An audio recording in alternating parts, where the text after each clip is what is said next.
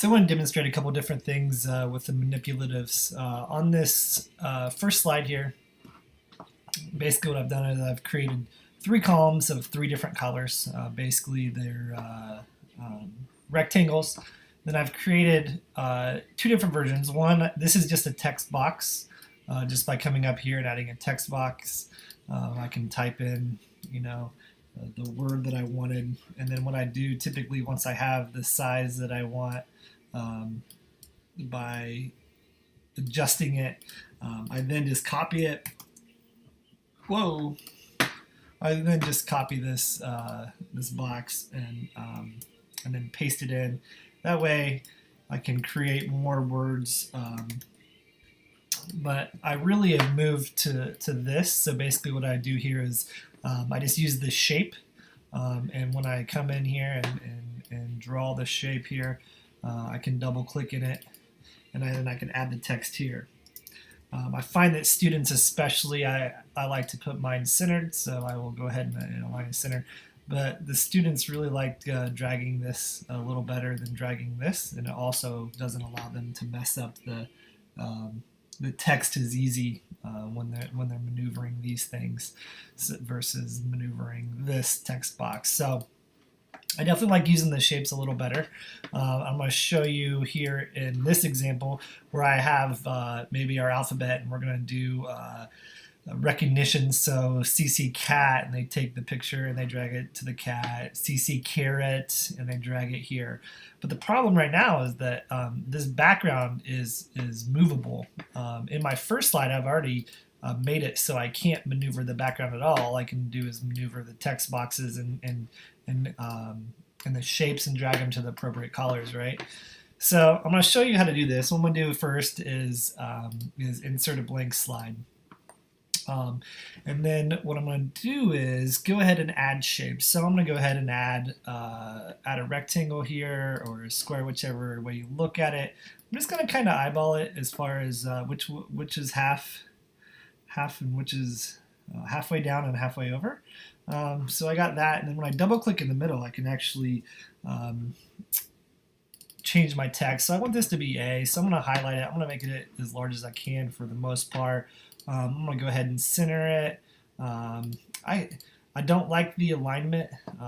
If I want to center the A in the middle, that's what I can do here. So here's all my alignments. So if I want it to be towards the bottom, I can have that. But I'm going to keep it right in the middle.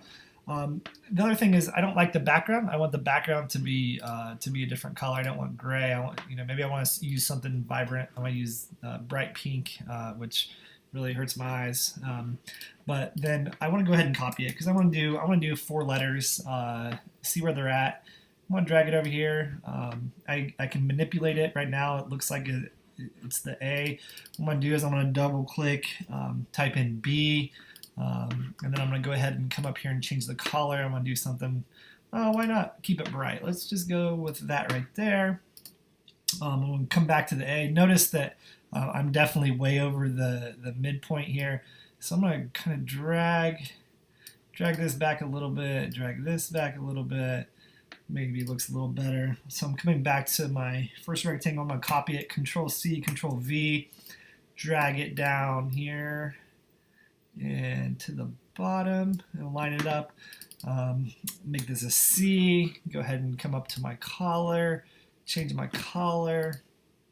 You can see I'm off a little. If you're really particular and really want to get it exactly in the middle, you can. I'm really not that worried about it. I'm going to copy the C, paste it in there, drag it over here.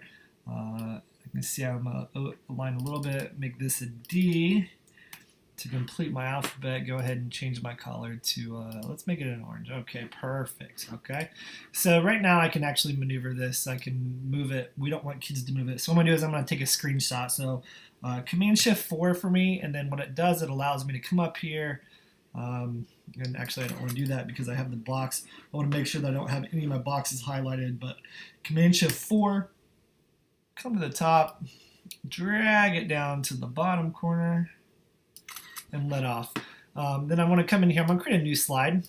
And then the blank slide, the first thing I'm going to do is come to my background. I want to change the background. And right here where it says image, because I don't want it to be white, I want to find the image that I just took a screenshot of, which is right here.